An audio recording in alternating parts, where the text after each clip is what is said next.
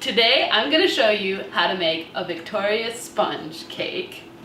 Yum!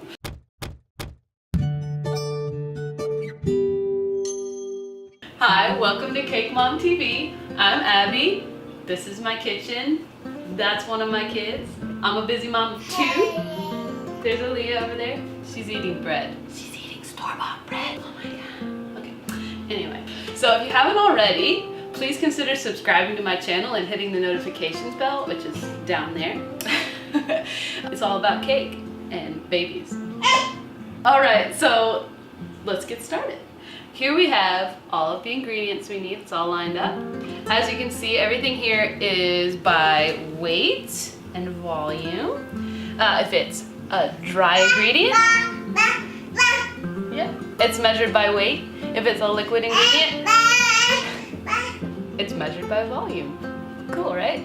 So the reason this is all weighed out is this is a much more precise recipe. You need more exact amounts or you're gonna have a kind of a flop when you're baking. So it's not in metric.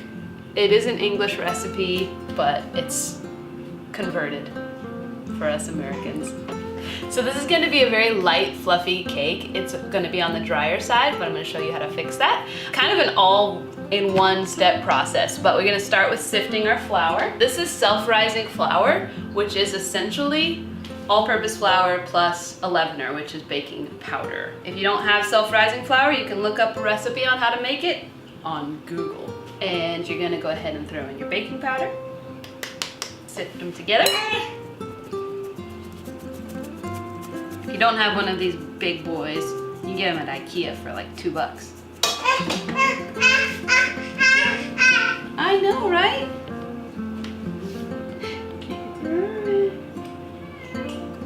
So we're pretty much gonna mix all of these at the same time. I'm gonna cream the sugar and butter together a little bit, but not much.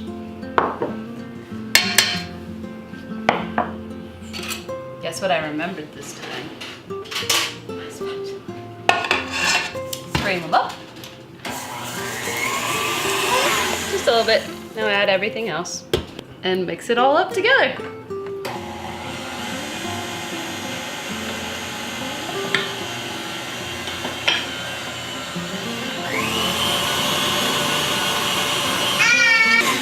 We're gonna give it a little scrape down. So a couple things you need to know about sponge cake. It's gonna have more eggs because it needs to be light and fluffy. It's gonna have more leavener because it needs to be light and fluffy. All right, there you have our sponge cake batter.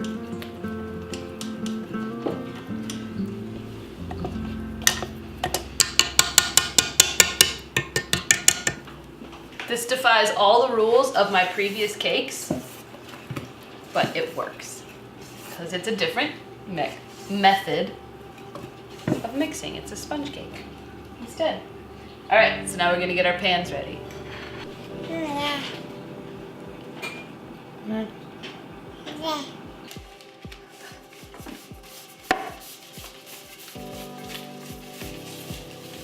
All right, don't forget your parchment paper. This is important. It will be a nightmare to get these out of their pans. Evenly divide your batter. So since this is a sponge cake, it's not gonna level off much in the oven, so you wanna get it as smooth as possible before you put it in the oven. I like to use a little offset spatula. Kind of push it out to the sides. Spread it around. And around and around and around. Alright, so I have these very even, very flat, as you can see. We're gonna put these in a 350-degree oven for approximately 25 minutes. The key to these is not opening the oven door, or opening it as little as possible, I should say. If you start to notice that they're browning too fast, turn the oven down just a little bit. But try not to open the door. Once they spring back when they're lightly touched, you know they're done, and you can pull them out. And we'll continue from there. As you can see, they bounce back when they're lightly pressed. See? Bounce, bounce, bounce. All right, so if you let them cool for about 5 minutes, they should start to shrink away from the edge, and you can invert them onto the cooling rack and let them completely cool before you go any farther.